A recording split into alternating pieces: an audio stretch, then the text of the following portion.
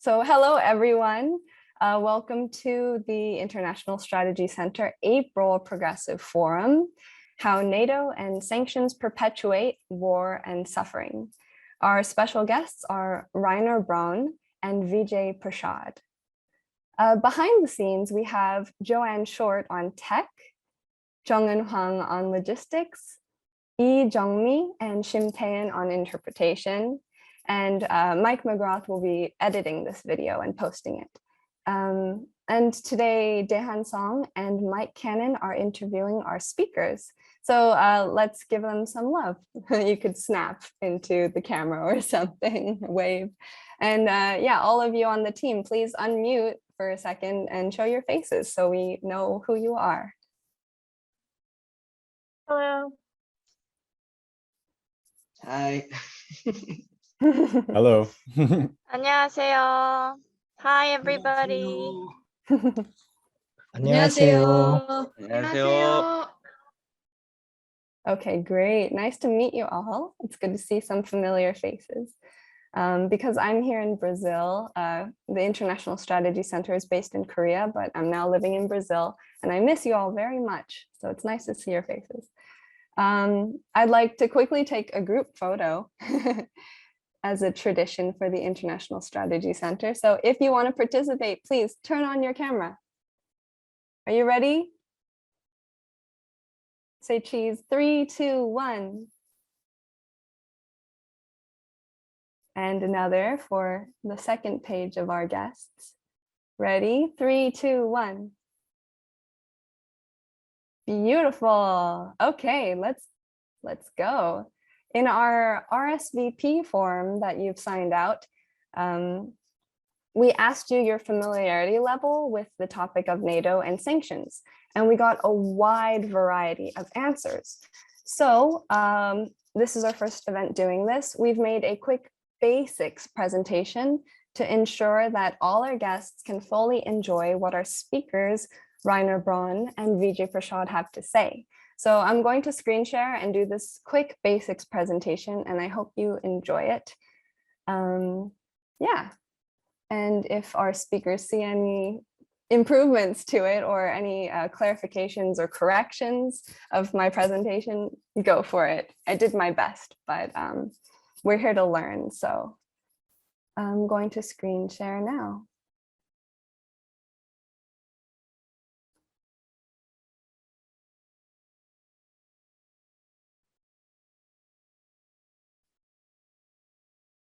Okay, can everyone see the slideshow?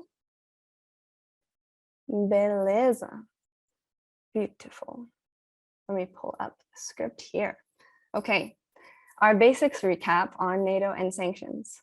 The North Atlantic Treaty Organization, NATO, was created after World War II to mainly prevent Soviet expansion in Europe.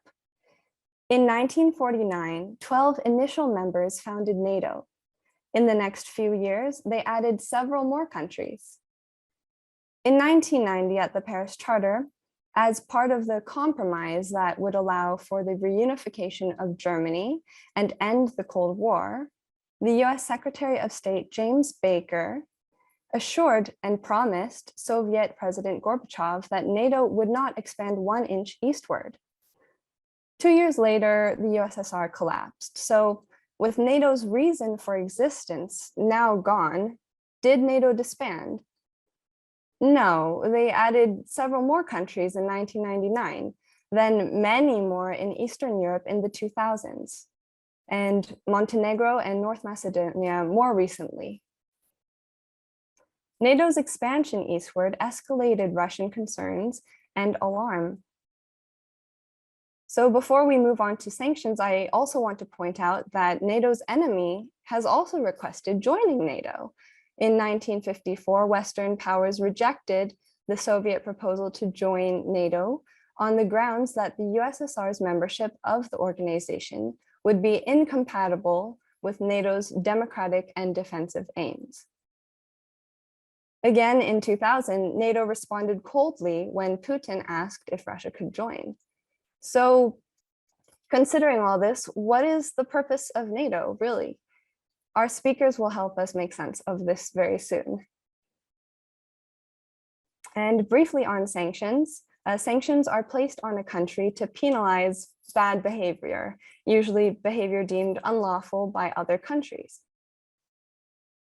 CNN says the new sanctions package will impose costs on Russia for its invasion of Ukraine and cut off critical economic sectors Russia utilizes to wage the ongoing war. Maybe you've read articles like this in mainstream news.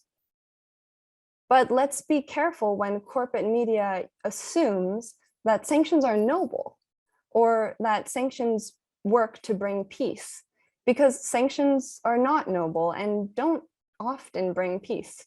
Sanctions are inherently violent. Making ordinary people suffer is actually the point, as they block access to basic medicines, equipment, foodstuffs, etc.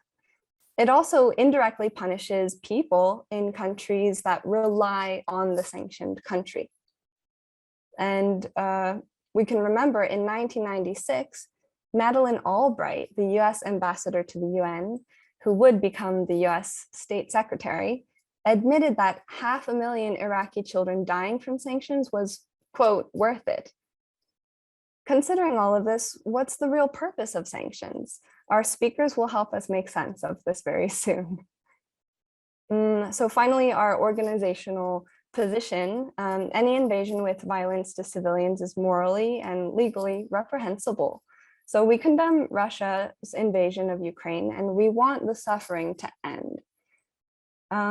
We are also cautious of how corporate media hides dangerous assumptions inside seemingly good humanitarian language.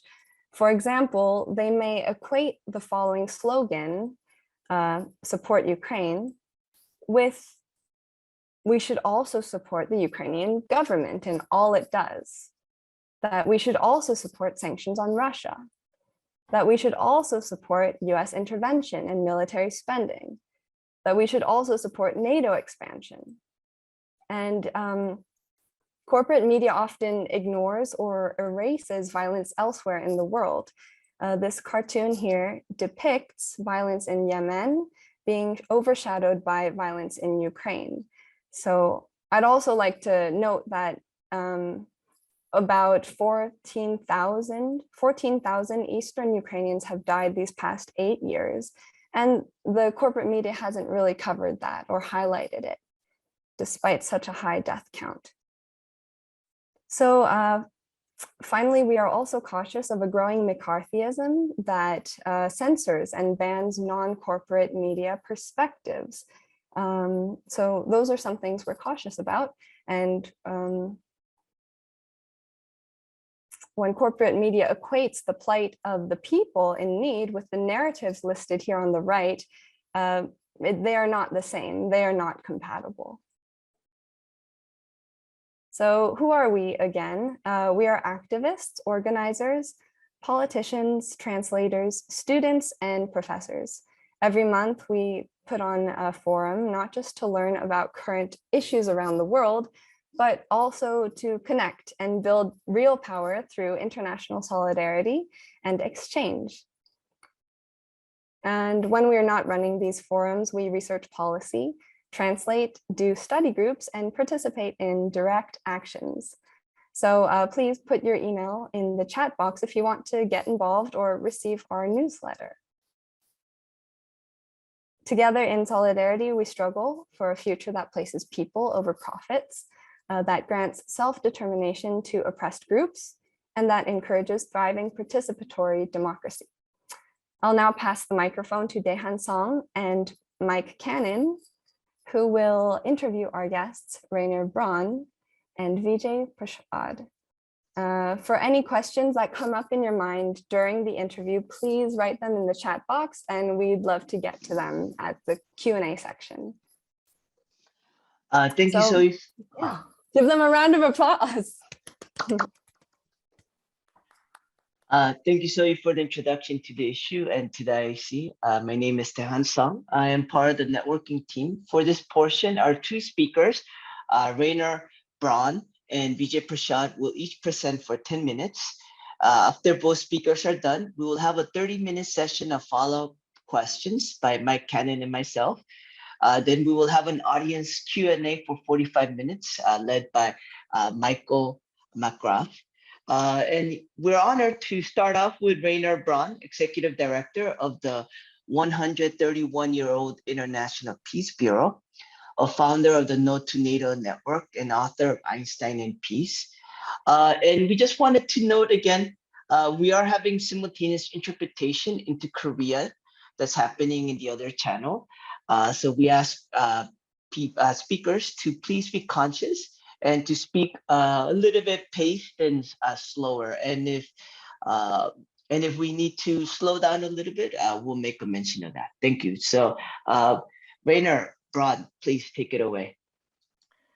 No, thank you so much for the invitation. And it's a great pleasure to be a guest today and speak a little bit about NATO and about activities against NATO. So my first part is a little bit an educational part, and my second part is a little bit an action-oriented part. First part, it's a pity, but I have to correct one of your figures. The collapse of the Soviet Union was in December 1991. At the end, 1 year after the German unification, this country collapsed and was separated in many, many different republics. But you mentioned one of the most important documents of that time. This was the Charter of Paris. It is very clear that the Western governments avoid to speak about the Charter of Paris.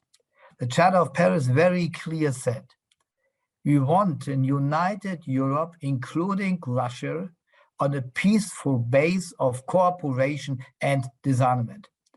This was the opposite of the doing and work of the NATO countries after 1991.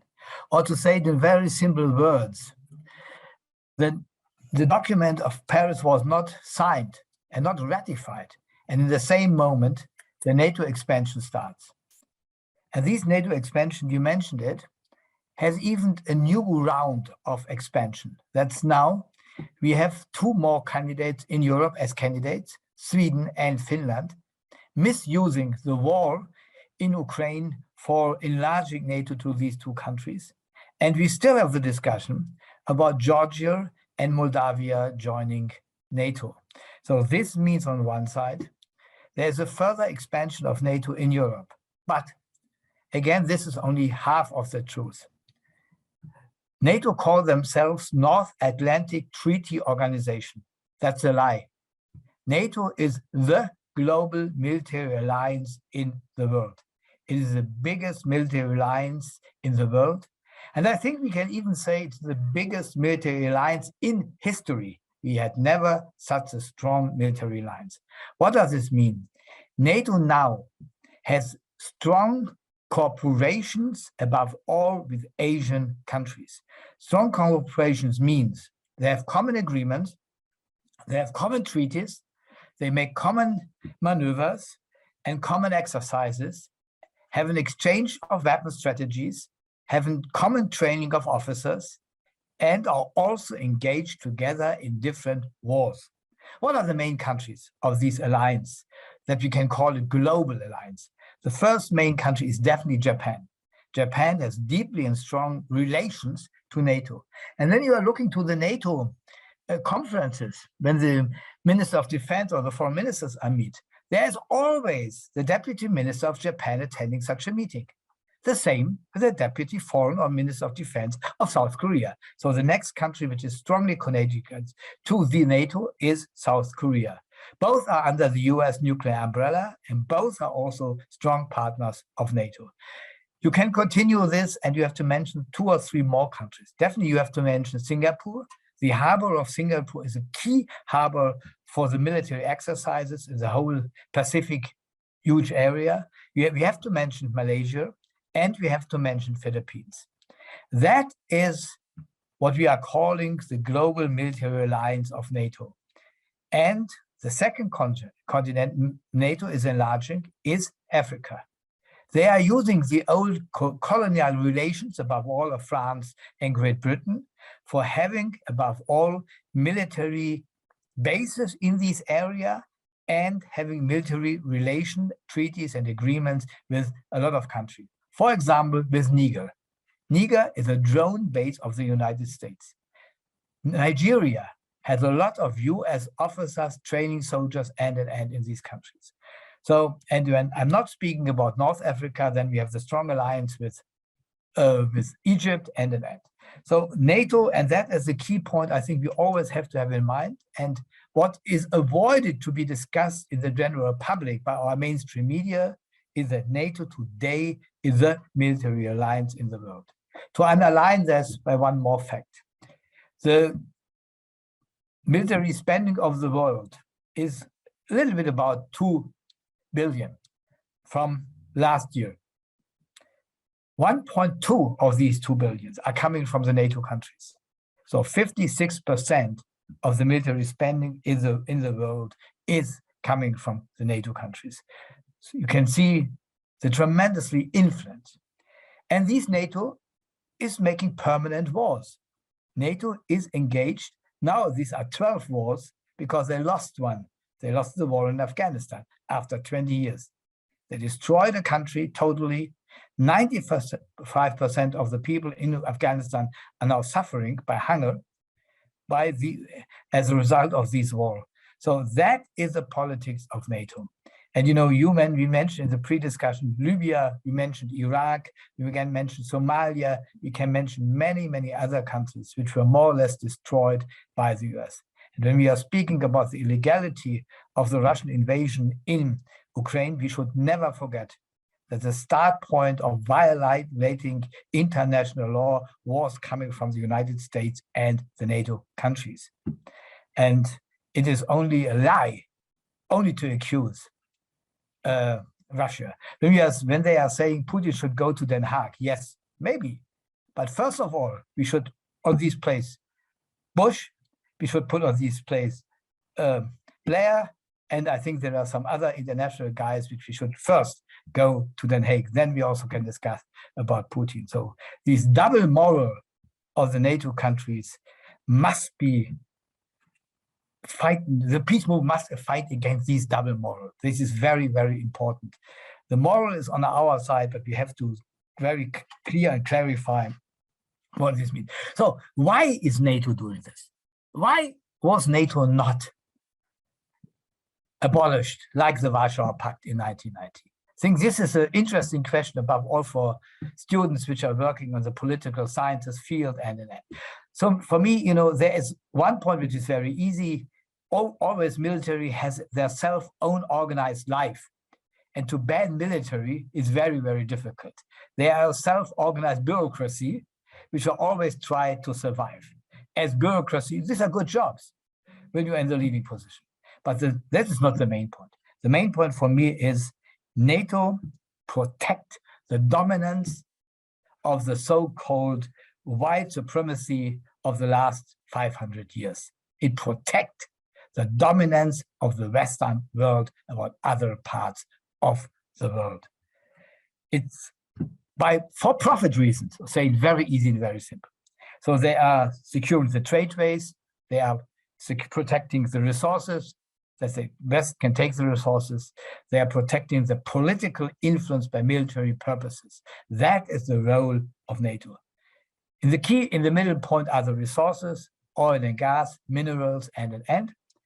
And for that, they need NATO to protect, to get the power structure in the world.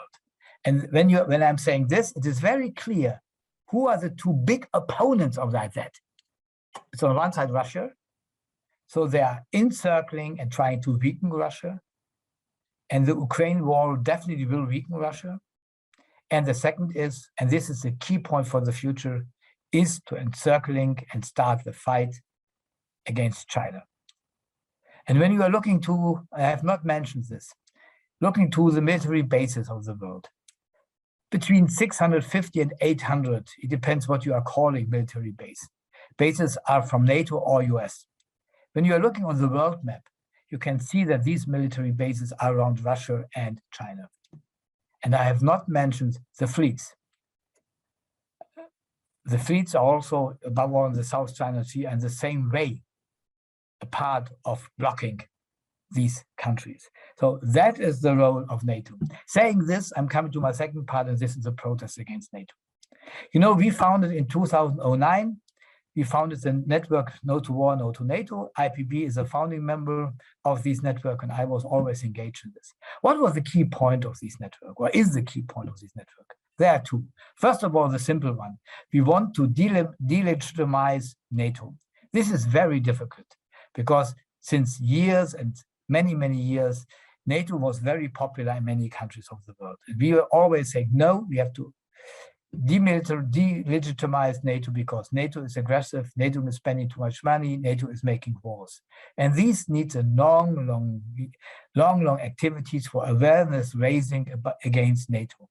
And this situation becomes definitely much more difficult under the circumstances of the Ukraine war now. But it is our job with the big goal to abolishing NATO. That is our big goal.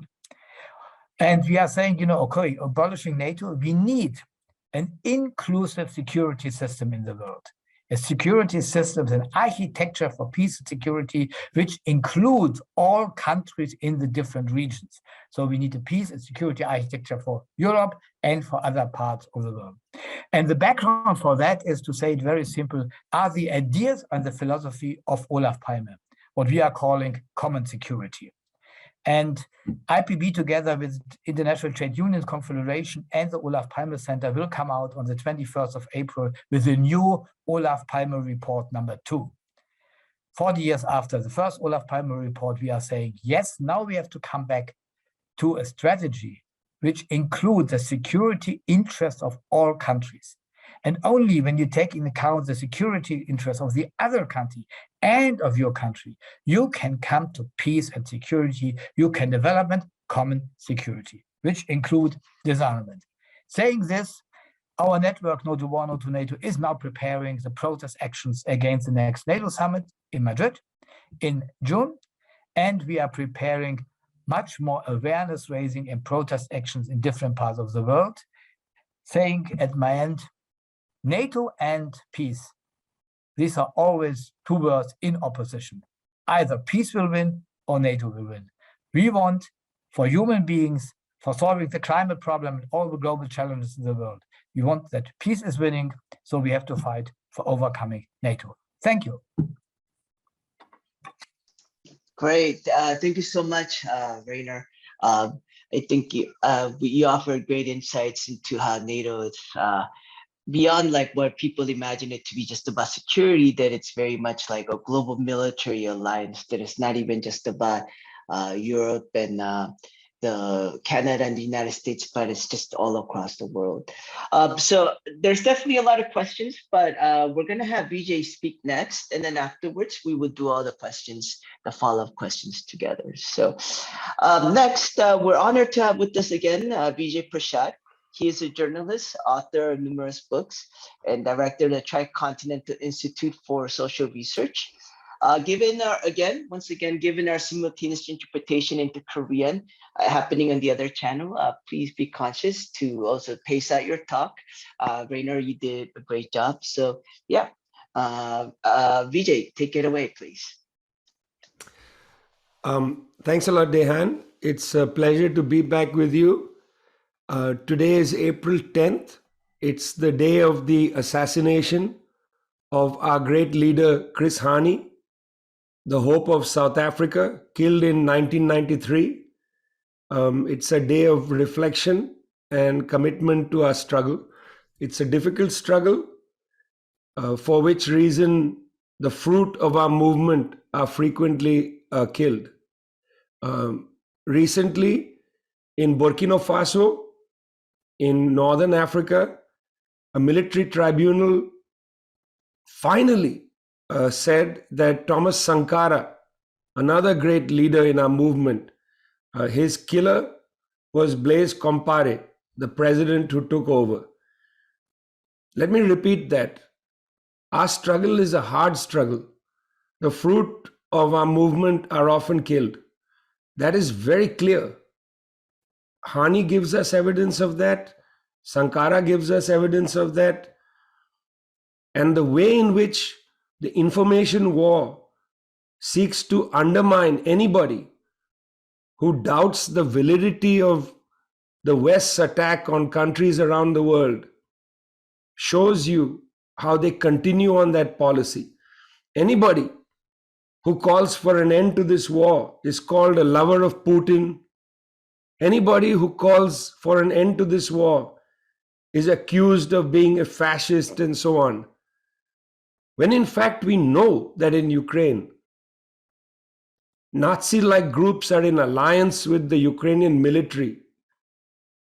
But we are accused of being fascistic and so on. This is part of a very serious information war that delegitimizes our ability to put a politics forward, a politics of peace. You must have courage, friends, to stand with your beliefs. Don't let this information war wear you down. Now, we don't live in a time of great certainties. There are no great certainties. Look at the way in which Germany and Japan have related to this war and the sanctions. Germany has directly told the United States that it cannot stop Russian natural gas from entering the country. Dependent on Russian natural gas, Germany can't just cut off ties with Russia. So Germany has sanctioned Russia and yet has to continue to import natural gas from Russia during a war. Japan. The Prime Minister of Japan has sanctioned 7 Russian banks joining the European Union in their sanctions policy. Meanwhile, Prime Minister of Japan goes to the Diet. He tells the Diet, sorry, we can't stop importing energy from Russia. It's only 6 to 7% of coal, natural gas, and oil coming from Russia, but it's cheap. And in fact, Prime Minister didn't tell the full story. Japanese government is highly invested in the Sakhalin Island energy projects. Sakhalin Island, as you know, only about 40 kilometers north of Hokkaido. You know, Russia is enormous. It goes from Finland to Japan. It's enormous in landmass. Africa is larger, by the way. Don't trust the maps that you see, but Russia is nonetheless enormous. Japan, like Germany, sanctions Russia, but continues to buy energy and invest in Russian energy. The world is far too integrated for certainties. United States President trying to push a clarifying politics on the world, impose a politics on Germany and Japan, cannot succeed. And in fact, friends, just to add one point to Reiner's important presentation and to Zoe's very good PowerPoint, one point, NATO is not an independent body. The Europeans actually are in fantasy if they believe they are equal partners in NATO. NATO is a Trojan horse of the United States. NATO is an instrument the US uses to impose its general political line through NATO in Europe and in other parts of the world. As if you think, do you really think that the foreign minister or the defense chiefs of Germany, of the Netherlands, of the Baltic states, Lithuania, Estonia, Latvia, do you think they have an equal say in Brussels at the NATO meetings as the US generals? Not a chance. That's a fantasy. That's a fantasy of European ambitions. This is a Trojan horse. And let's think about this Trojan horse situation. That's why the Chancellor of Germany told Mr. Biden, we can't ban Russian natural gas. Biden said, you have to. He said, we can't. Biden said, we'll send you liquefied natural gas from the United States. That's going to take years to create terminals and all that stuff. What the Chancellor of Germany said is, we'll plunge into a recession if we do this. We'll plunge into a recession. So would Japan plunge into a recession if they cut energy from Russia. This is a time of contradictions. I'm not comfortable with the language that has now appeared, saying that the era of unipolarity is over and we are entering the era of multipolarity. I'm not comfortable with that language, frankly. I don't think it's accurate. We are not in an era of multipolarity. How can you be in an era of multipolarity, friends, when one country has 800 military bases around the world? As Reiner says, has fleets of ships all over the place with nuclear weapons on them, has unilaterally walked away from the Intermediate Nuclear Forces Treaty, very important part of the arms control architecture, has said publicly in 2018 that it wants to squash Russia and China. That's in its National Defense Strategy document. We don't have a multipolar world. What we have is people struggling through the contradictions. Desperate attempt by countries to create new kinds of platforms. The BRICS was one attempt in 2009. That is going to be revived. India, for instance, caught in the contradictions, refusing to condemn the Russian invasion of Ukraine, yet a subordinate ally of the United States, part of the Quad with Japan, Australia, and the US, whose policy is to encircle China. India can't break ties with Russia. Impossible. Impossible. We are not in a time of certainties. We are in a time of great contradictions. The arrow is not moving from unipolar to multipolar.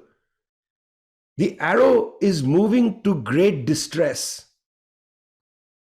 Because of these ill thought out sanctions by the United States. United States does two things without thinking: bomb countries and place sanctions on them. This disastrous sanctions is going to create enormous political instability around the world. We already saw it in Pakistan. We already saw it in Sri Lanka. Sri Lanka, the government had to declare an emergency. Why? Because the economic crisis became a political crisis within 1 week. So this is not just a war about Ukraine. The dragon is firing from its mouth at the whole planet. It's whipping its tail. Doesn't realize perhaps the damage it's going to do. About 30% of the world's wheat, comes from Ukraine and Russia. In 2009, friends, there was a drought in Ukraine and Russia. 2009, 2010, over the winter. Terrible problems by early 2010 in Russia and Ukraine. World food prices went up in the summer of 2010. What happened after that? You had mass unrest across Africa and the Middle East. What became known as the Arab Spring, for instance. The early slogans in Egypt and in Tunisia were about bread prices. If that was the case then, what do you think these foolish people in Washington, D.C., they haven't thought this through?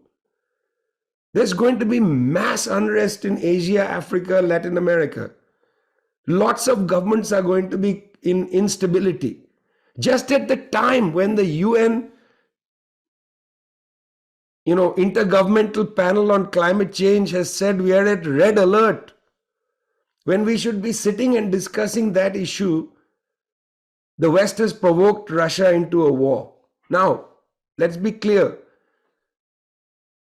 God knows why the Kremlin decided to break the UN Charter and invade Ukraine. There's like 1 million authors to this war. But I hope that the war ends soon. I doubt it, but I hope it ends soon. I hope there's a ceasefire. I hope there are negotiations. We don't need this.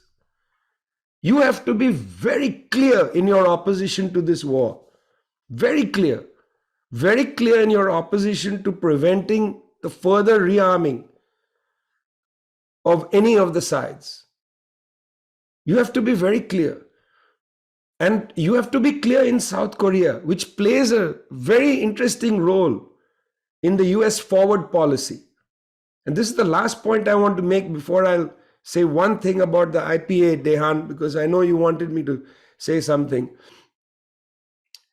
In 1954, you see, in 1949, there was the Washington Treaty that created the North Atlantic Treaty Organization, NATO, in 1949.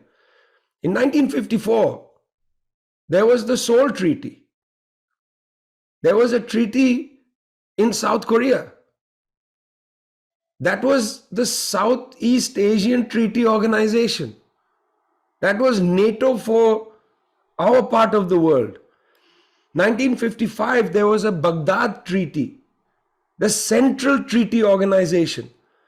We were all used as instruments for the extension of US power into Eurasia. NATO, CENTO, SEATO.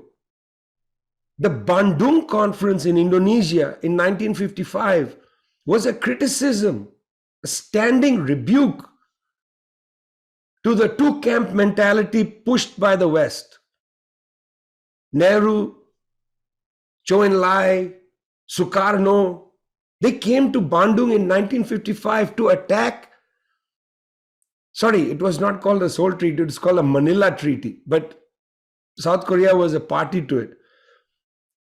They came to Bandung in Indonesia to attack the Southeast Asian Treaty Organization and to attack the Baghdad Pact, Central Treaty, saying our country should not join this contest that the US wants to impose against the Soviet Union. That was the point of Bandung, the initial point. We have to say the same thing today, friends.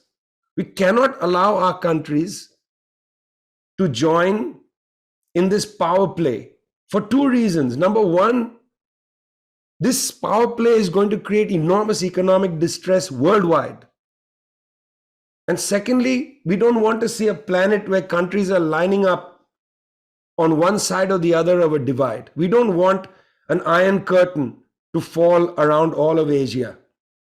The United States is trying to put an iron curtain from the South China Sea to the Baltic Sea. We don't want that iron curtain. We refuse. We don't want to enter a period of another kind of quote unquote Cold War. We refuse.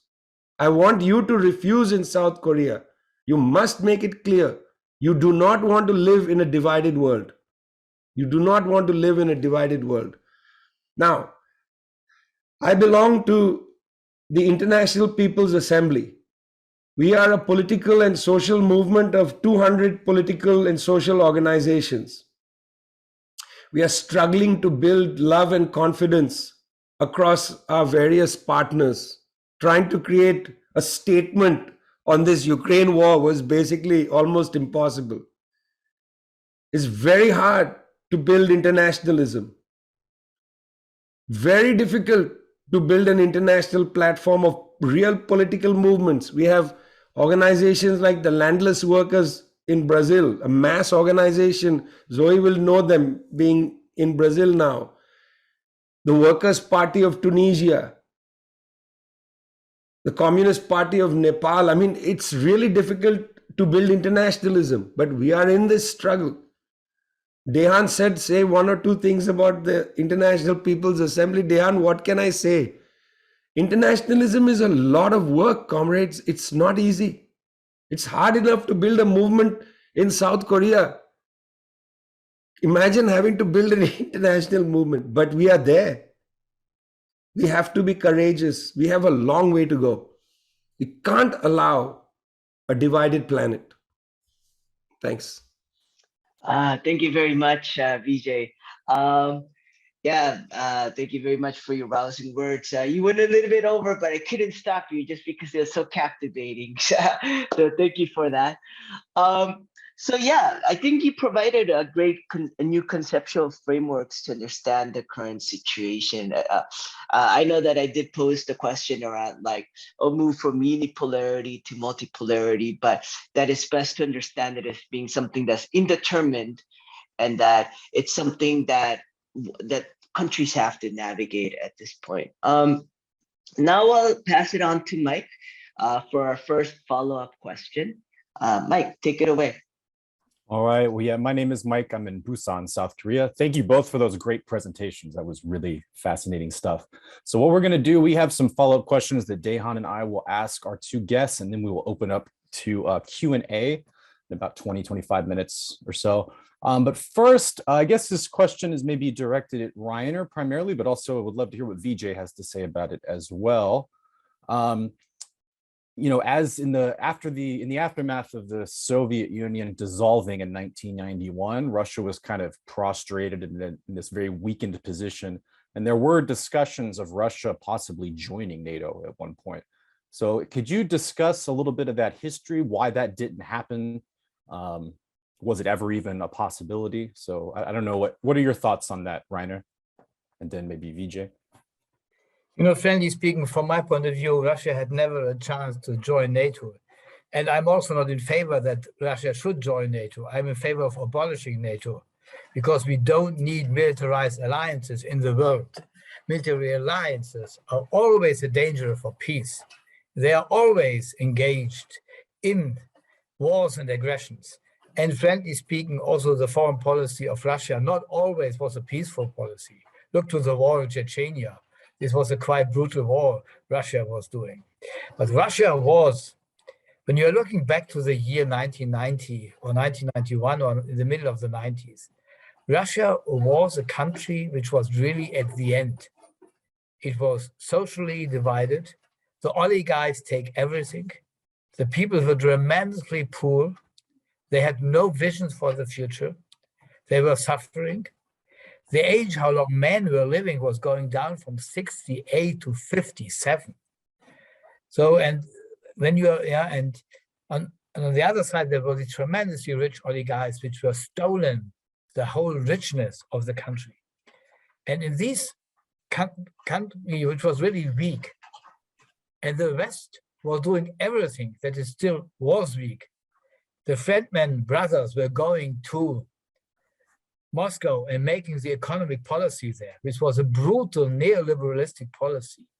The US believes that they have Russia under control. Yeltsin would never be re-elected in 96 when Clinton was not making a huge campaign for him. He was using $300 million from his budget for supporting the election campaign of Putin. So who was influenced which elections? When I'm coming back to the situation when they were accusing Putin to support Trump, the US was doing that permanently. Otherwise, Yeltsin had no chance. So, and this changed with the nationalist activities by Putin. He was making the country against economically stronger, politically strong, unified the country and get everything under control. It was an authoritarian controlled regime with some democracy possibilities, different parties, elections, and an end. And Putin in the beginning was going to Europe. He wants to work together with Europe.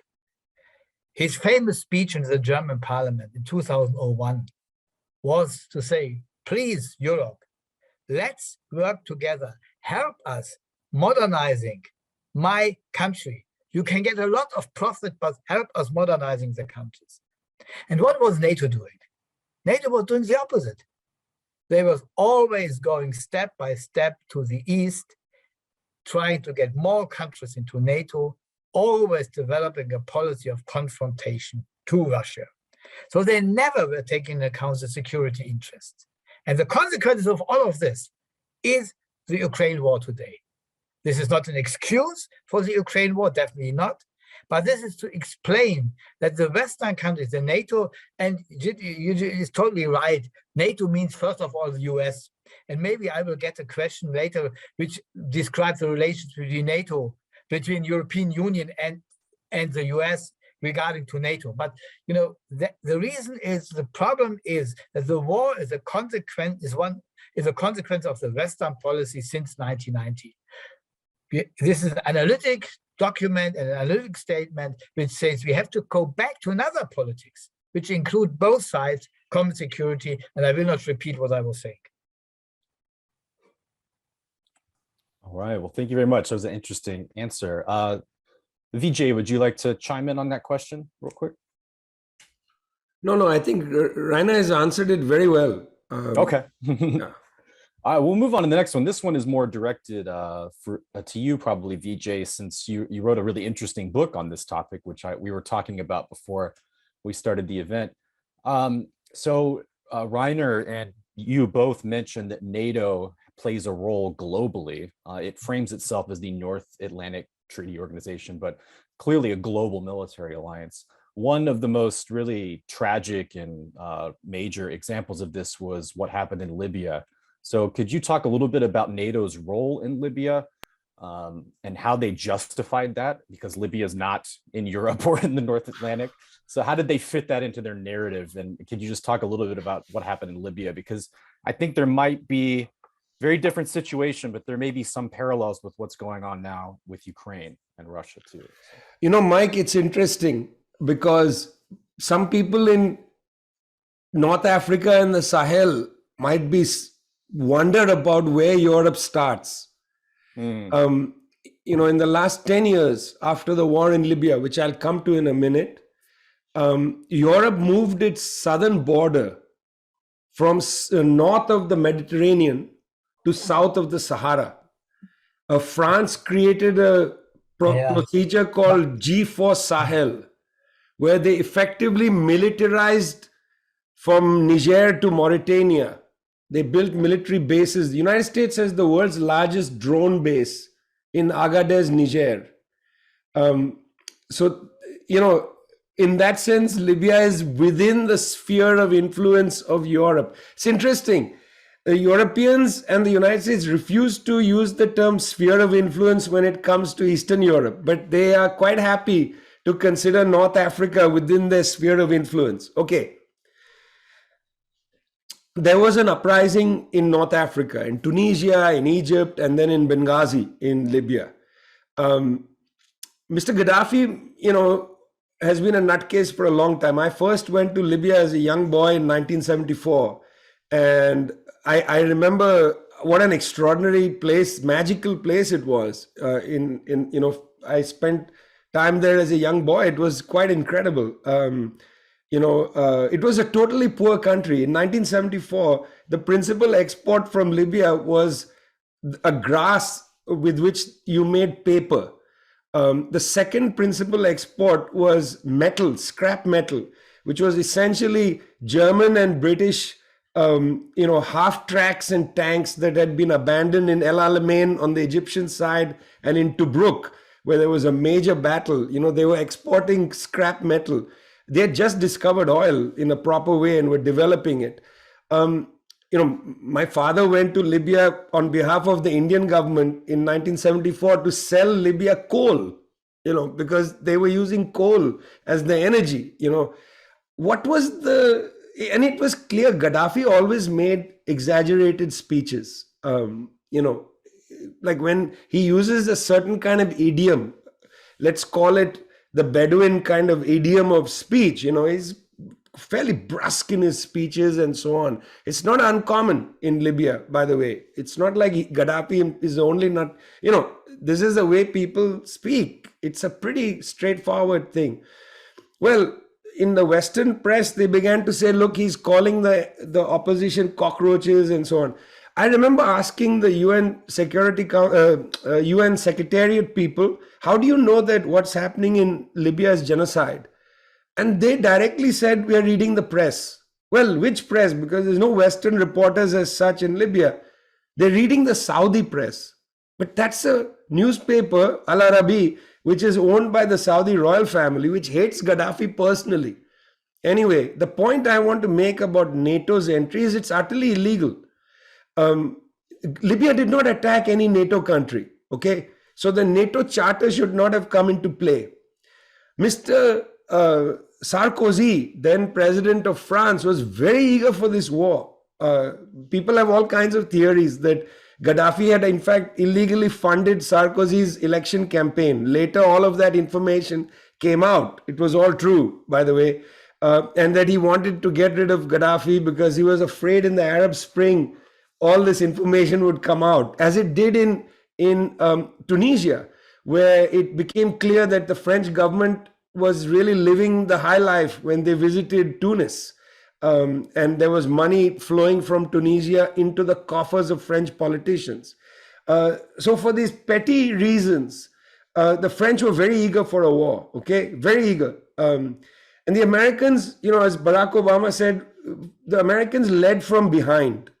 Now, there was no reason for NATO to enter. Firstly, China and Russia and South Africa made a categorical error in not vetoing, especially China and Russia, UN Security Council Resolution 1973, because that resolution said that all member states can take action under Chapter 7 of the UN Charter to stop the killing in Libya.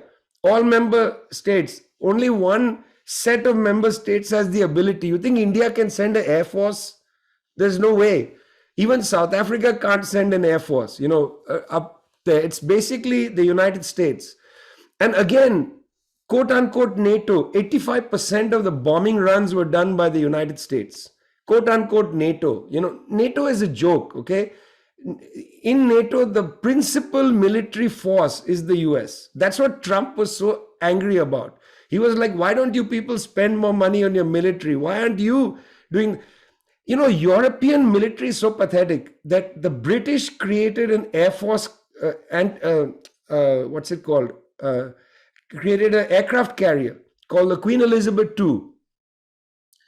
On the Queen Elizabeth II, when they sailed to China to go and do a little, you know, testosterone run against China, they didn't have enough people to man the ship. They had to have US troops on board the Queen Elizabeth II, technicians from the United States. You know, that's how pathetic the British military is. They also had to use the US. So the war in Libya, it's a travesty. There's no reason for NATO to have been involved, actually, legally. You know, you can say in Afghanistan, the United States was attacked by Al-Qaeda, therefore the NATO charter was, you know, pulled in. Even that's bogus, because United States was not attacked by Afghanistan. It was attacked by Al-Qaeda. So why should NATO go and start destroying Afghanistan? The Afghanistan war was illegal. The Libya war is totally illegal. And I'm telling you guys, there's all this chit chat about Asian NATO. Be careful about all this. Keep an eye out on what they are saying. In Madrid, they are going to release this strategic convergence document. There's all this chit chat and has been there since 2006 on global NATO. Now there's all this chit chat in Brussels about the Asian NATO. Be very careful about this. Please do not allow South Korea to join Asian NATO. That is just unthinkable. Again, we don't want a divided world, okay? And NATO creates walls. All right, thank you. That was a really good overview of the Libya situation and how it relates to NATO. Thank you for that. Our next questions for Reiner about the No to NATO Network, your organization. So I'm just curious if you can talk a little bit more about its structure, kind of its scale, like how far spread around Europe that it is and its presence in different NATO countries. Then also, are there network members in Sweden and Finland? Because Sweden and Finland, both the leading parties in government and in some cases opposition parties, have reconsidered their stance on NATO, and there's talk of possibly applying for NATO membership. So that would be a pretty major expansion of NATO into Sweden and Finland. So I'm curious if the network is involved in efforts to stop that. And then I guess I'm kind of wrapping two questions into one here. how could we envision a future dissolution of NATO, or at least a weakening of it? I mean, I guess the only historical precedent would be France leaving, or I don't know if they officially left NATO entirely, but Charles de Gaulle, the president of France in the 60s, withdrew France from like the unified command structure and whatnot. So I'm kind of just curious what this is almost science fiction territory, unfortunately, but how would that maybe happen, like a weakening and dissolution of NATO? So sorry, I think I kind of rolled 3 or 4 questions in there, but hopefully that made sense.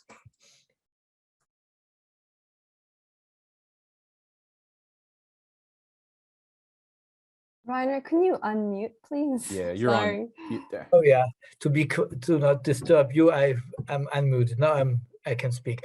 Okay, let's try to answer your question step by step. First, Sweden and Finland, that is really very easy. In Sweden and Finland, there is a huge fight of joining NATO or not.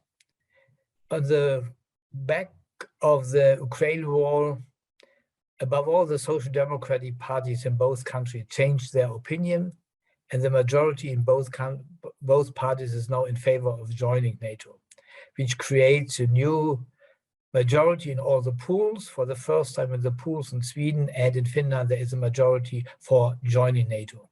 We have member and supporting organizations of our network in both countries, and they are really fighting very hard against the joining of Sweden and Finland to the NATO. And it will be a longer process. It will take some time. So hopefully we can change again a little bit the mind of the people in the countries and create a huge opposition, a bigger opposition against joining NATO. But it is really a new danger that both countries are joining, which has a next point for Finland. Finland has a treaty for neutrality with Russia. And it will broken these contracts when it will join NATO, because it is very clear in the contract, Finland is for all times, it is mentioning there, a neutral country. And this will change when they will become a member of NATO. So this is again a new, very intensive crisis in Europe when they will join it. So it is a fight, and we are in the middle point of the fight, and our member organization are really doing a great job to raise awareness that is not a good way to join NATO. Second, France. France story is very easy to tell. You mentioned de Gaulle. De Gaulle left the military part of the alliances. He was still a part of the political discussion and decisions of NATO, but he left the military part because he wanted to build up the independent nuclear forces of France, the Force de Frappe. That was the reason. But France comes back to NATO, and Vijay mentioned this criminal guy who was getting paid his election campaign by Gaddafi. Sarkozy brought France back to NATO, to the military alliance, to the military part in 2009. And frankly speaking, when Macron will win the elections, which I think will be happen, then definitely France will be a part of NATO, because, Macron is a small nationalist, but he is really want to continue working and insisting also under the umbrella of NATO. I think Vijay described quite correct the relations in NATO. So he's happy to be the small young brother of the big brother United States. He's happy with that. He's fighting with Germany about the military leadership in Europe, not the political leadership. This is very clear. This is Germany, but the military leadership because of the nuclear weapons. This is always a fight between Germany and France. And this is also the question, will Germany in the future join the nuclear weapons strategy of France, and will they develop under the leadership of France a European nuclear bomb? That is a very difficult, controversial discussion in Europe, but more and more people in France, because they need the German money, and more people in Germany which want to get nearer to the nuclear weapons. I'm in favor also of such a military nuclear alliance in Europe. So, to say to our network, we have member organization, I think, in quite all NATO countries, excluding the Baltic countries. we have to be very fair and very open. You know, in these countries, there exists not a peace movement. There are some peace activists, which is great. And they are fighting under very difficult conditions. And also the peace activists in Poland and some East and Central European countries are quite weak. But we were able to arrange a demonstration and a counter summit also at the NATO summit in Warsaw. So that is possible. It was not easy. It was not the biggest mass actions, but it happened. So we have these contexts, we are discussing with these colleagues, we are developing small common actions.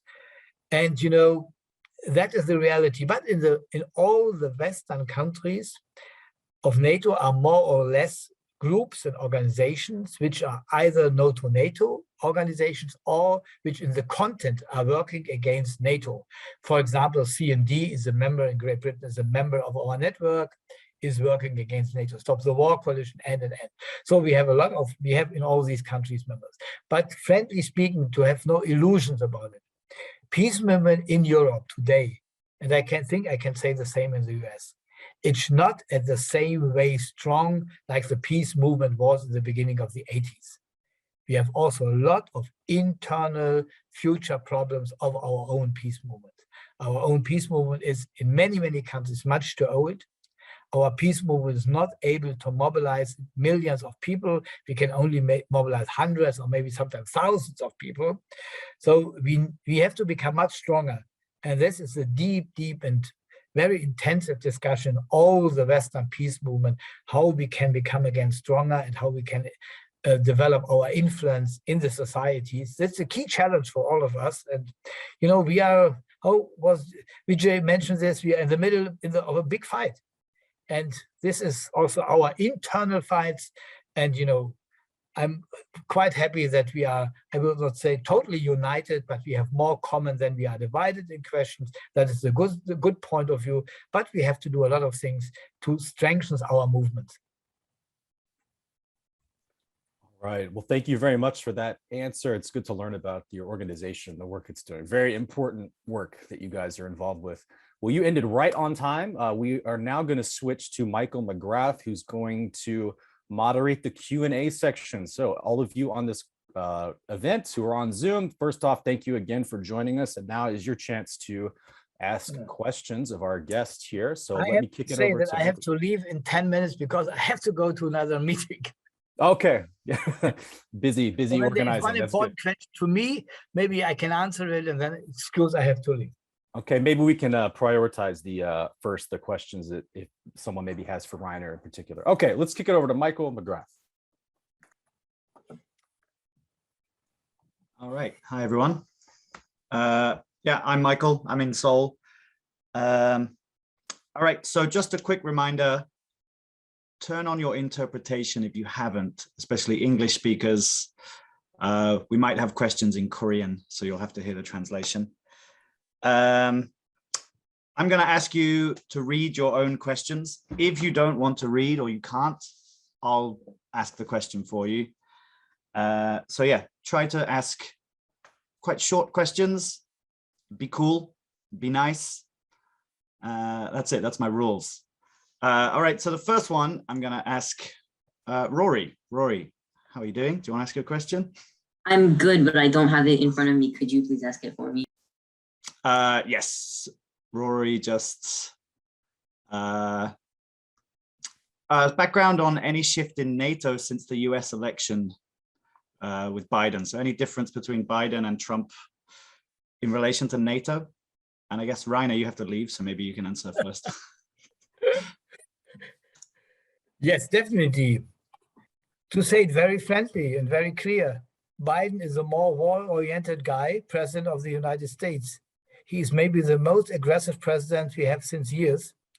And when you remember his own career, he was 29 when he became a senator. Since that time, he always were voting in the Senate for all US wars that happened since he was elected in the Senate. And what he is doing now is he was absolutely pushing for this war. And he is absolutely supporting Ukraine to continue fighting in this war. He's sending a lot of weapons. He was not taking care of any of the fascist element in the Ukraine politics and in the Ukraine military. And he unites NATO again under his leadership and under the control of the United States. So he makes NATO again to a strong, united military alliance. That is, maybe this is his only success since he was elected to president, but it is one. And the Europeans, after Trump, they are happy to play the role of the small sister and small brother. They're happy to be the junior partner. Our German foreign minister, which is now a lady from the Greens, was saying, yes, Germany is the first junior partner of the United States in the NATO. Okay, this was against France, but this accepted totally the leadership of the United States. And I think Vijay was describing is absolutely correct, of the United States in NATO. And it gives us all development of developing the European Union also to the military superpower. The European Union will be a smaller sister of the United States in NATO, taking over some responsibilities, above all in relation to Northern Africa and maybe to the Balkan countries, where the US don't want to interfere immediately, so they can do it over the European Union, but it is everything under the leadership, under the control of the military and the leadership of the United States. Right, excellent. Vijay, do you have anything you want to add, or it's okay? Good. All right, we'll do one more question, and then Reiner, maybe we'll have you give any closing thoughts. So the next question, let's try Keith Woogard. I'm not sure how to say your name. Keith, do you want to ask your question? It's Woodard. I That's have right. it, but it's right here that I sent it to somebody else that was trying to help me phrase it. I think it's kind of been answered very well by Vijay, which is when we want a world without walls.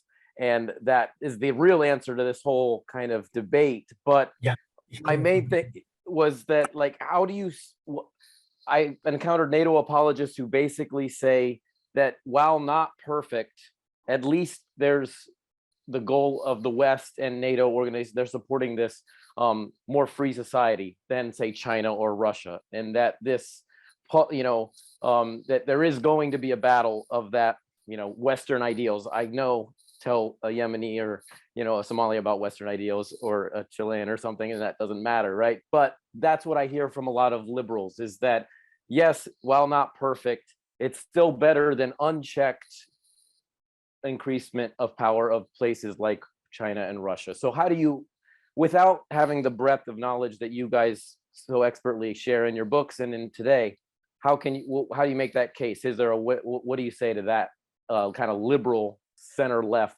idea that it's not perfect, but it's better? Does that make sense? Sorry. Stop wars. Reiner, would you like to start into that, and then I'll follow you? Yeah, I can. And then I will say some final words and then excuse that. Actually, foreign policy is a policy of interest. It has nothing to do with human rights and democracy. Countries are following their interests. And that means we also have to follow interests when we are looking to foreign politics. And this means for me that we have to see what is the interest of our country, the security interests of our country, and what are the security interests of the other countries, like Russia. And then we have to find common positions for a peaceful developing of the world, because the world must be peaceful, that we can really fight for the best society.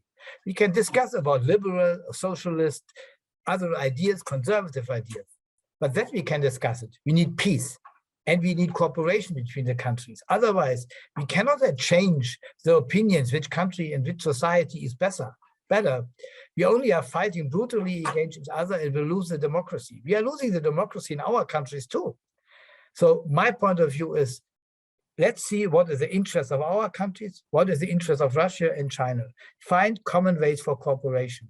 And when we cooperate, we are fighting which society has the best idea for solving the global problems of the world, which has the best idea for developing fights against poverty and hunger, against climate change, and for democracy in these countries. And I'm not so sure how good is our so-called Western world in this fight.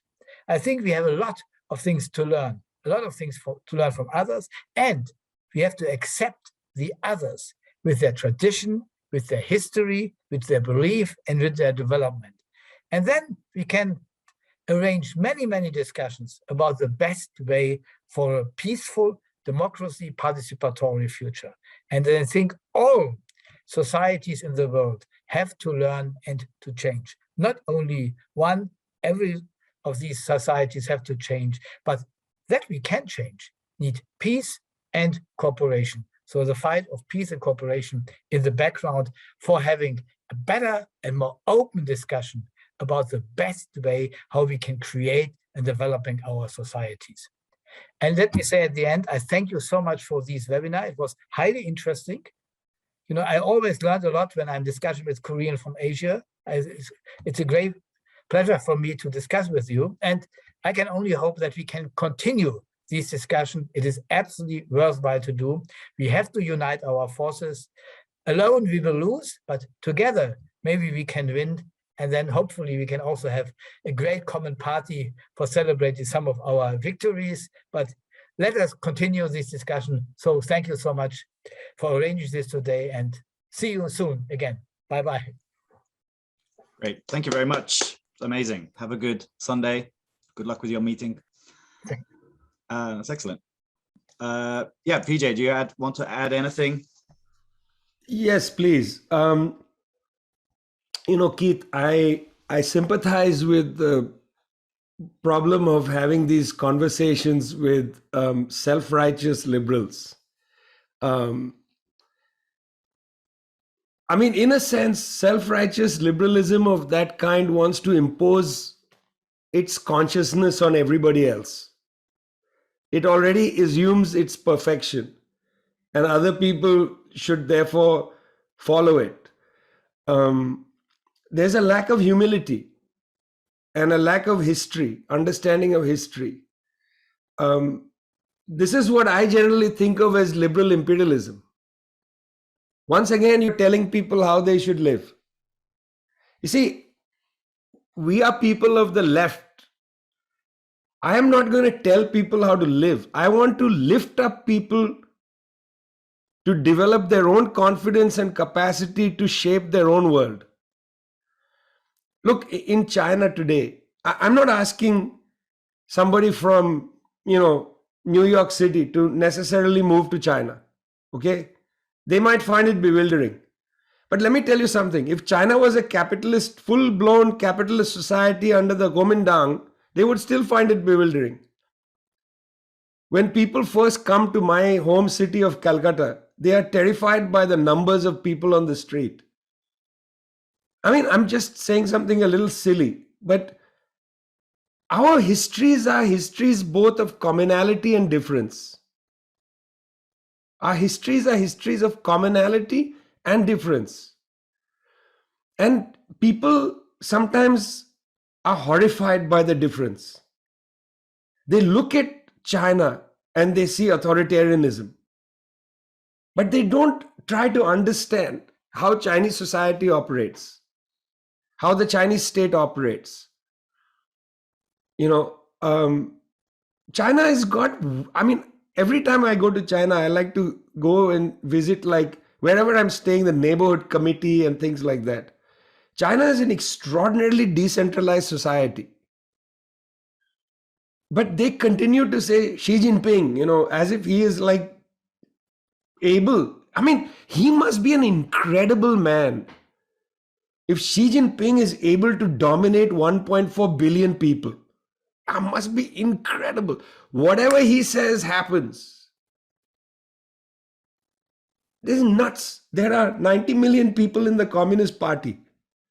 That's more people than in many countries. It is a party where, in fact, the right of center is numerically greater. Xi Jinping is from the left of center group. They have massive debates inside China. But there is this idea, that it's authoritarian. Why do you believe that? It's got to do a little bit with racism, maybe. Maybe. People say Japan, it's homogenous. I don't know what they're talking about half the time. Japan is a crazy place. There are cafes with cats running around, there's a Moomin cafe. I mean, it's its own world in a way, it has taken to the human history in its own way. Now, in its own way, but it also is filled with commonalities and then differences. And we have to appreciate that. And I think a lot of this stuff about free societies, authoritarian societies, a lot of that is ideology. It's not real, it's not real. Like, let's take the United States, where I had lived for some considerable time. United States, a free society. But it's expensive to be free. It's expensive to have a newspaper or, get your views out there. It's not cheap. So free speech is crowded out by money. But nobody talks about that as such. Liberals don't talk about that. Liberals talk about abstract free speech. Abstract free speech, not real free speech. And so I'm not saying that Russia is a place of real free speech. It's a huge amount of repression of our friends and comrades on the left. But look, in the middle of this war, Ukraine banned 11 left-wing political parties. The middle of this war, the war of democracy against authoritarianism, Ukraine banned 11 left-wing political parties. Who is trying to stifle Julian Assange? Not the Chinese government, not the Russian government, as far as I know, it's the US government. What did Assange do? He revealed war crimes. Now look at this. 5 days into the war in Ukraine, where there are horrible things happening, there is a file opened in the International Criminal Court. 1 million plus people killed in Iraq. That file in the International Criminal Court has already got cobwebs around it. The woman, the special prosecutor Fatih Bensouda, who started investigating all war crimes in Afghanistan, was told publicly by the US government, your family will never get visas to come into the US. Do you know that's what they said? Your family. Mike Pompeo, who likely will be the next US president, said, your family, that's like the mafia. Your family will not get, he said that publicly. But it's a free society, guys. All is well. All is well. You can relax. We are all going to be saved by the Yankee cavalry. And when the Yankee cavalry comes riding in, who is it that they kill? They kill the Indians. They kill the Indians. So even when the Yankee cavalry comes with the bugle sounding, most of us should duck and hide. They're not bringing free speech for you.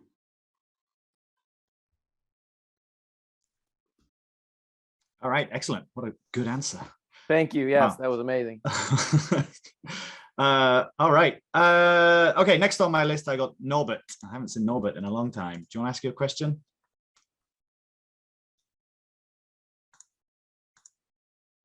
Oh, you're on mute, mate. You're going to have to. Sorry, is it new equipment? Is this working? This microphone? Yeah, the beard is still handsome, Mike. That's never changed, man. It's long time no see. I'm scrolling. Where's my question again? Okay. My question wasn't actually about NATO. I saw today that Mr. Khan in Pakistan, he lost a no confidence vote, but it was really close. Like close. So I was wondering, was the US behind? It was like a 3-vote difference. Is that in America once again creeping behind the scenes, bribing a couple of people, or was that democracy at work? I'll hang up and listen.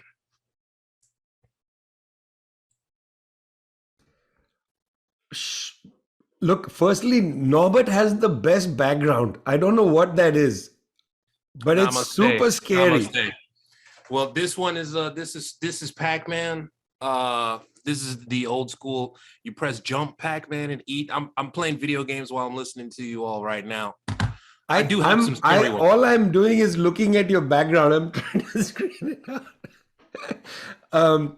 Pac-Mania, good game. Pac-Mania. Firstly, in Pakistan, the principal institution to watch is the military. Since 1947, the military has exercised overwhelming power over the civilian section. Mr. Imran Khan and his party had been in a way sanctified by the military when it first came to power. It's a pretty open secret in Pakistan. Now, interestingly, Imran Khan made several mistakes in recent times. You see, the United States is not bothered about Pakistan's close relations with China. That's allowed because that comes out of, to some extent, Pakistan's antipathy, the relationship with India. And also, China has massive investments in Pakistan, which the US will not make because the US is basically broke. It's not making overseas investments like China is. So that was forgiven. You know, that part of it was forgiven. It was okay because Pakistan wasn't a direct threat to the US even when it was associating with China. That was acceptable. Pakistan has been highly dependent on Saudi Arabia. Saudi Arabia gives oil credits to Pakistan, and then Pakistan buys oil from Saudi Arabia. But it's highly indebted to Saudi Arabia.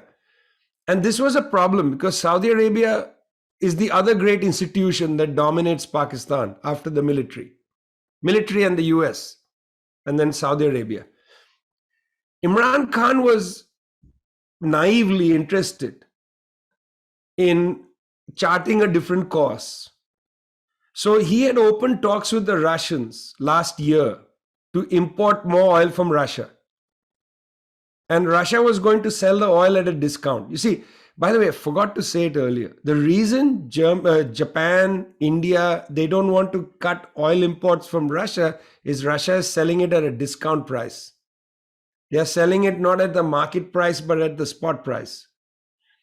And that's the reason the Japanese have said if they had to shift from Russia to Saudi Arabia, their bill will rise by $25 billion a year. That's a lot of money.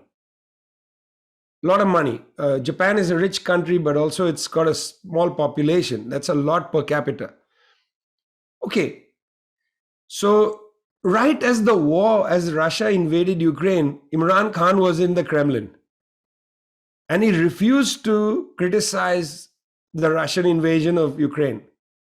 Refused to. He came back to Pakistan and he basically was lectured to by the United States.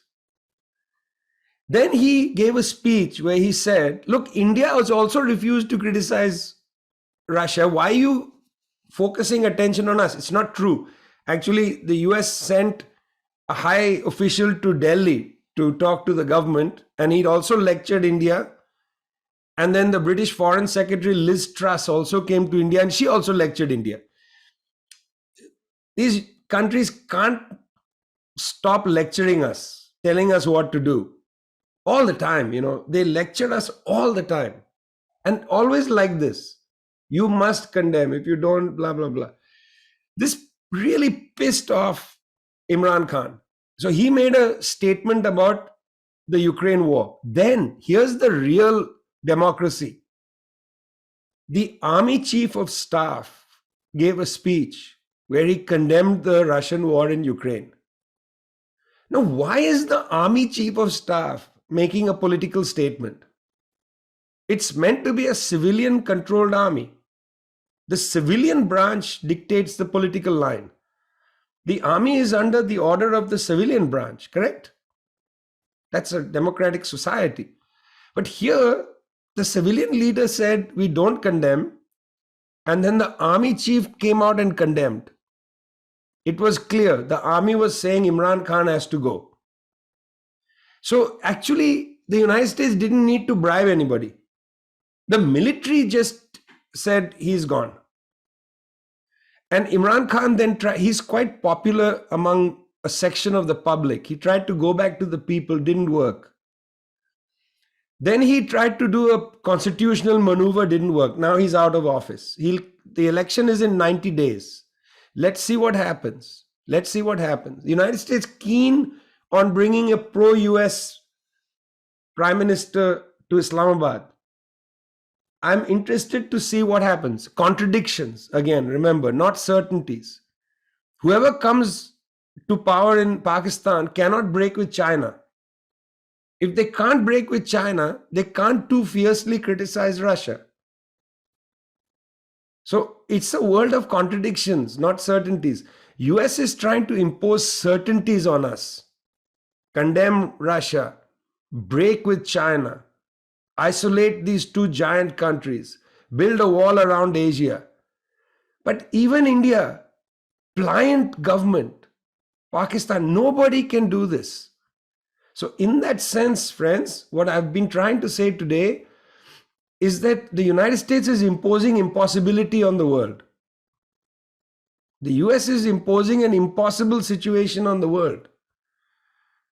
And that's how we have to think about this. This is not just about Ukraine.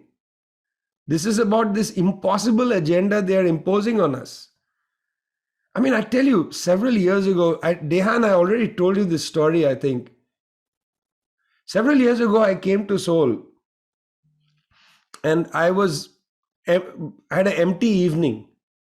I went to watch a film at a multiplex theater, one of the Avengers films. You know, they're all the same film, so I can't remember which one. Not one of those films is different from the other. By the way, I saw the recent Dune. I highly recommend it.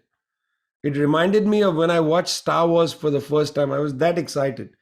But the Avengers films are all boring. They're all the same film. Anyway, I'm in Seoul in a mall or whatever, multiplex, seeing this film. And I see US troops walking around in uniform. I mean, how do you live like that? How do you live like that? How do you allow a foreign army to leave the base in uniform? And I even thought they were armed. I may have been wrong. I thought I saw them with sidearms. I may have been wrong. But I have a feeling they had their sidearms with them. How can you tolerate that? Where is your self-respect? Okay, you have a base in the country. That's one thing. But how can you tolerate soldiers roaming around in uniform of a foreign country at a time when you're supposed to not be at war? Although I know the war is continuing. I understand that. But it's a question for the self-respect of the people of Korea, you know. And I don't mean to ask this rudely. I think, Dehan, I mentioned this to you before. I was really surprised. And it may have been naive to be surprised. But there's nothing wrong with being surprised again and again and again. Because it reminds you not to accept something like that as normal. You understand? So you can't tolerate this wall coming down, and the Pakistanis, you see, Norbert, the Pakistanis can't participate in this new wall because they rely on Chinese economic growth.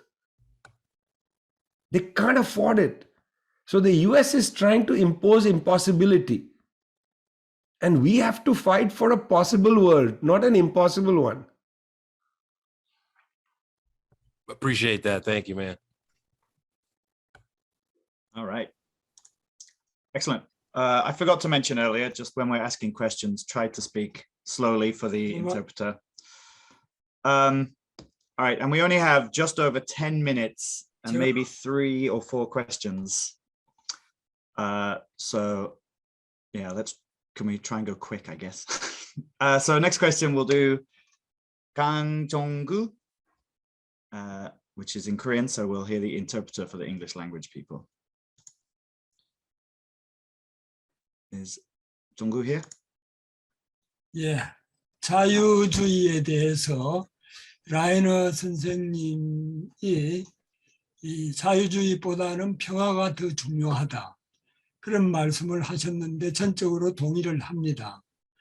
그 다음에 BJ 선생님도 이게 자유나 인권이나 민주주의나 뭐 법치나 이런 규범이 이 각 나라의 역사적 조건에 따라서 이게 중요도가 달라진다. 그런 말씀을 하신 것 같아요. 그러니까 두 분 선생님 말씀에 전적으로 동의를 하면서도 좀 더 깊이 들어간다면은 왜 평화가 자유나 민주주의보다도 더 중요한가 하는 근본적인 문제에 대해서 좀 우리가 깊게 고민을 해야 된다고 봅니다. 우리가 인권을 이야기를 하는데 인권이라는 것은 인간이 인간으로서 존엄성을 누리고 살 수 있도록 제반 조건을 부여받을 권리입니다. 그렇다면은 인간의 존엄성을 부여받을 것 가운데 가장 중요한 게 뭐냐? 생명이죠, 목숨이죠. 그러니까 동서고금을 막론하고 생명보다도 더 중요한 건 없습니다. 그런데 이 생명을 한꺼번에 몇십만, 몇백만, 몇천만까지 앗아가는 게 바로 전쟁입니다. 그러니까 인권을 이야기하지만은도 목숨을 부지하는 인권만큼 중요한 게 없습니다. 그러니까 이 여러 가지 자유나 민주주의나 법치나 우애나 솔리데리티나 이런 게 있지만은도 가장 핵심은 목숨이 돼야 된다. 그 목숨을 앗아가는 이 전쟁에 대해서, 전쟁의 부재 상태인 평화에 대해서 이 가치를 제일 중심에 놔야 된다. 이런 원칙을 견지한다면은 이게 어떤 The life is the most important value and in terms of the right to live. So that's why the peace is the most important. So that we must not tolerate and accept the war. And the war at Ukraine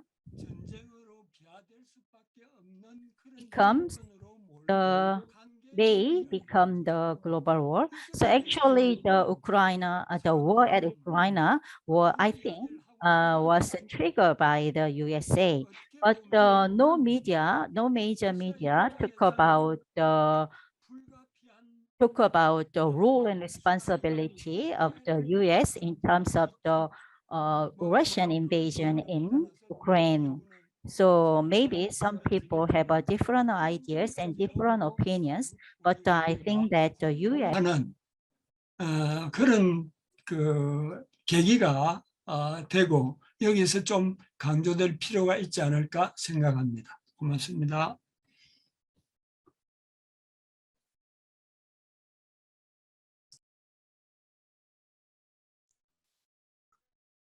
All right. Good, thank you very much. I think, Vijay, do you want to say anything about that or move on? That's okay. I mean, it's a great sense of, it's a statement from the heart. What is one to say about it? It's absolutely true. I completely concur. And I must say, San Francisco is a beautiful city. So while he was saying that, I liked the backdrop as well. Just one little thing, which is that every amount of our wealth spent in the military is wealth taken away from our well-being. And if we don't think of human rights in the broadest possible way, as the as the preciousness of life, every piece of our gold that goes to build a bomb is one less piece of gold that educates a child, or that feeds somebody, or that produces a beautiful bridge like that, and so on. War is actually the antithesis of precious life. And I think that's the point, and it was beautifully made. Right, I agree. Good. Okay, let's go to Tim. Tim Crawford, do you want to ask your question? Maybe it's already answered, but I'll try to roll through it and see. By the way, thanks, you. This is so awesome. Thank you so much for doing this. Just very quickly, so the Ukraine situation is kind of a new chapter in the split over imperialism among my left-leaning friends and family, the people I know. And I think that the Russia-phobic news stories helped inflame things earlier. For example, my own family, my brother, whom I broadly agree with, kind of on a number of for Americans, so U.S. domestic issues, he gobbled down all the Russellgate, Cricketgate, the Havana syndrome, right? The RT bad, Russian bounties on U.S. soldiers in Afghanistan. And then recently we had a really big fight over it. On the other hand, I find myself agreeing with some left-leaning acquaintances, mostly European kind of Trump supporters, strangely, on the subject of NATO and at least an idea of multipolarism. I'm pretty confused about all this. It's the first time I've agreed with them kind of on anything. And of course, it's a similar phenomenon in media where you have like a Max Blumenthal kind of agreeing with these something called the Duran. I don't know if you know what the Duran, I think the guy's name is Alex Marcurius or something like that. Anyway, so my question is just, can you comment on the current split on imperialism among leftists, not liberals, but among leftists? Nothing new, it's just a new version of that. And then this weird kind of agreement or partnership right now between some right-wing, possibly libertarian, I don't know what the US sense of libertarian thing that's happening, right now, and some people on the left. That makes sense. Well, personally, Tim, I'm a very old-fashioned lefty. I don't want to make alliances, even opportunistic alliances with people of the right. Alexander Dugin in Russia, for instance, is a fascist. Not him. And even though there are things that Dugin says that are interesting, he's a fascist. In the United States, what's his name on Fox News with a bow tie? Max goes on his show occasionally. Tucker Carlson. Tucker Carlson is a fascist and a racist. And I don't think one should touch people like that, frankly. We have to have some decency here, okay? I mean, Max Blumenthal is a friend of mine, but and he makes his own choices, but I would never, ever touch a racist like Tucker Carlson, never. Never dance with a racist, okay? That's a red line. I would prefer if our movement was smaller, but more dignified, than making opportunistic alliances. Now, there are obviously things we'll agree with people. There are obviously things that on certain issues there may be agreement. I'm reading the US press and I see that there's a new Supreme Court justice, the first Black woman on the US Supreme Court. That's a good thing. That somebody put forward by Biden. That's a good thing. There can be things one agrees with, even with liberals and so on. There are lots of curious things happen.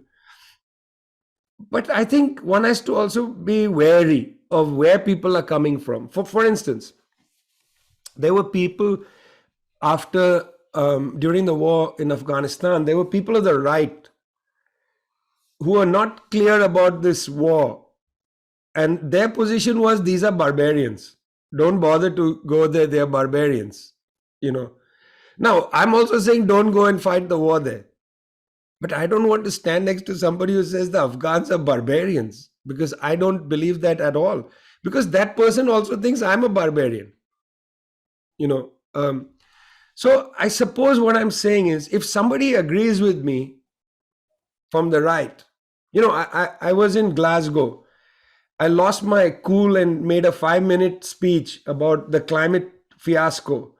That went completely viral in India in right-wing WhatsApp groups. Millions of people in India were circulating it. I got messages from childhood friends, from distant family members. It started circulating and they called me Vijay Singh, a member of the Indian Administrative Service, and what. Then it started circulating. It's like hundreds of millions of people have watched that clip. Now, I'm not going to tell the right-wing people, and in fact, by the way, in that clip, I used the phrase colonial mentality, colonial structure. 5 days later, Mr. Modi made a speech where he used the phrase colonial mentality and colonial structure. I'm not going to tell Narendra Modi, please give me back my words. I can't help it if the right are also becoming anti-war or whatever. Let them be anti-war. The movement has all kinds of bizarre flanks, right? But we should not openly ally with any of those forces. We should never openly ally with those forces because they don't like people. You see, our movement is there for love of people and love of nature. That's what actually brings us together. My political program begins with, do you love all people? Do you love nature? If you believe that humanity is divided between superior and inferior people, I don't want to be with you. Now, I can't help it if you agree with me on something. But because you agree with me, I should not get so excited that I run to embrace you. That is about political principles. If there is a broad front and they also show up at a demonstration, you can't tell them to go home. It's undemocratic. They've come to demonstrate against the war or whatever. But you don't have to go and take photographs with them and get excited, and so on. So I believe very fundamentally, and I mean, I realize this is my own view, I'm saying, but I believe very fundamentally in not dancing with people who don't believe in universal humanity and who love nature. That is a red line.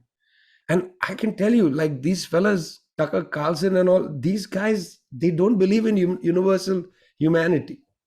They just don't. It's very clear from their behavior. Tomorrow they'll be so virulently anti-Asian. They'll use anti-Asian rhetoric. It's butter on their bread. It's butter on their bread. Fox News, how many episodes they did making fun of Chinese accents? Yeah. All right, excellent. Thank you. Thank you. I agree 100%. Thank you so much. Can I ask one quick question? Would you go on Fox News?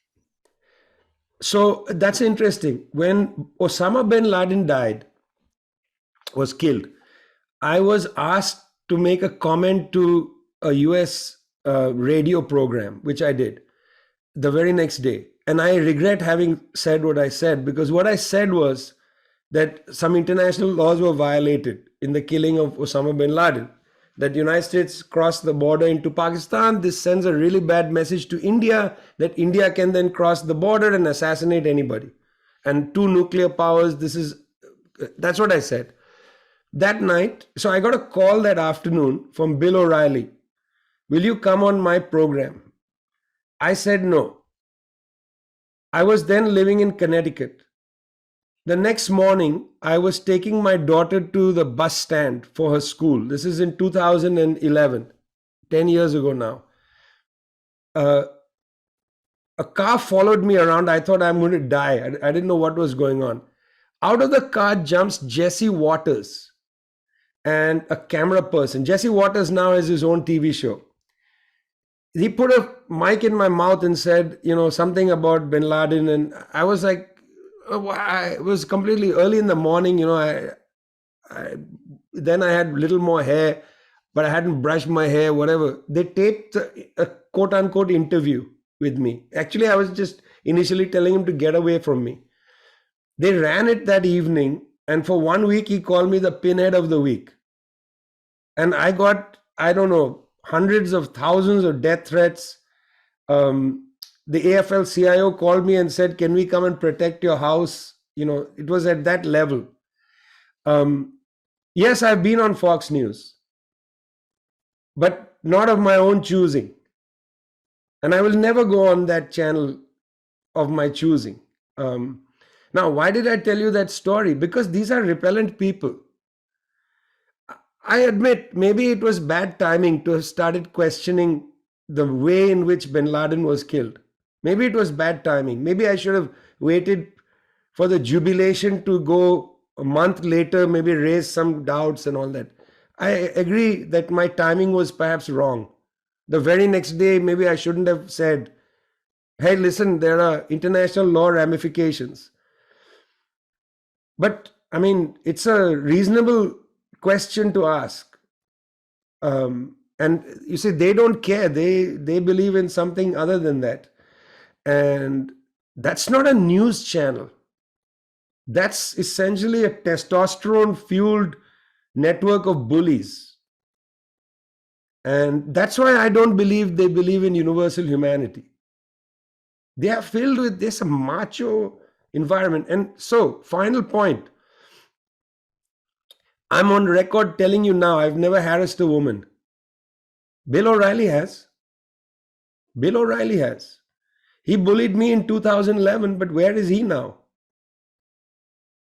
You know, he openly harassed a number of women, and then they had the courage later to come out and accuse him, and he was fired from Fox. So where are you now, Bill O'Reilly? Called me the pinhead of the week? Where are you? All right, excellent. Thank you. All right, apologies to Matt Phillips and my brother for not getting to your questions. But we're going to pass back to Zoe now. And yeah, thanks a lot. Thank you for your questions, everyone. And thank you, Vijay Prashad, for your answers. We'll release videos of today's event, so look out for those in the coming weeks. We also just created our Patreon and are very excited about that. So please look at the link in the chat box and remember that the simultaneous interpretation feature for these events is not cheap. So please just take a look at our Patreon page. We would be very grateful. We want to make these events more engaging and relevant. So also fill out our quick post-event survey. We'd love to hear what you have to say. And next is an announcement from the ISC Secretary General Hwang Jong-un.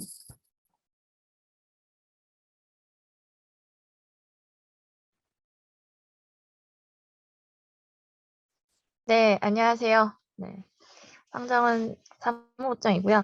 저는 이 센터에서 진보포럼 진행하면서 관련 주제에 대해서 더 깊게 공부해보고 싶은 분들이랑 함께 책도 보고 공부도 하면서 토론도 하는 모임을 좀 가져보려고 합니다.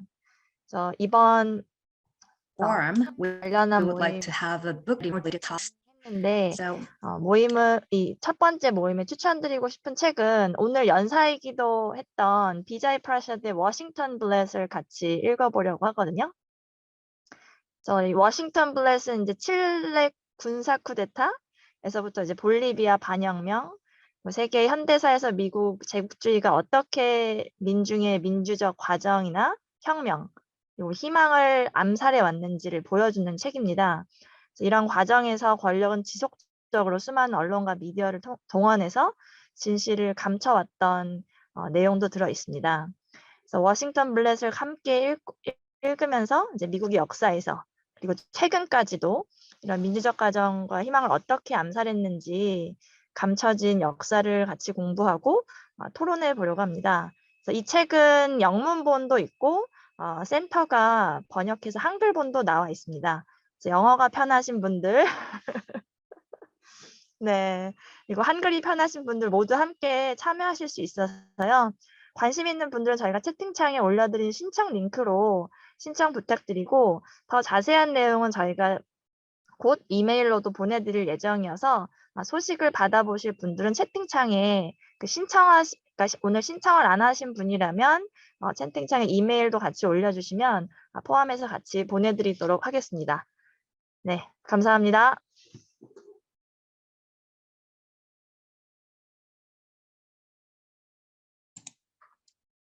Thank you for that, Jongin. 네, Now, 황정은 사무국장님 감사합니다. 오늘 이 국제전략센터 진보포럼 진행해 주신 마이크 캐넌, 마이크 Dae-Han Song and Hwang Jong-in, and also our amazing unpaid interpreters working so hard. I mention again, please check out our Patreon page. And a big thank you to our speakers, Reiner Braun and Vijay Prashad. Despite the gravity and the what's at stake in the present moment, your speeches were really moving and inspiring. So thank you for that energy and direction. Vijay, do you have any closing remarks? I seriously just hope you like this book. That's all. And if you don't like this book, give it to somebody else. Don't keep it in your bookshelf idle. Fantastic. I see others have it, so good. Thank you so much, Vijay Prashad. We will do that. Now, let's all unmute and say thank you. 감사합니다. Thank you. Thank you. Thank you. 감사합니다. Thank you, Zoe. 감사합니다. Thank you, everyone. So good to see you all. Thank you. 고맙습니다. 네, 감사합니다. 만나서 반가웠습니다.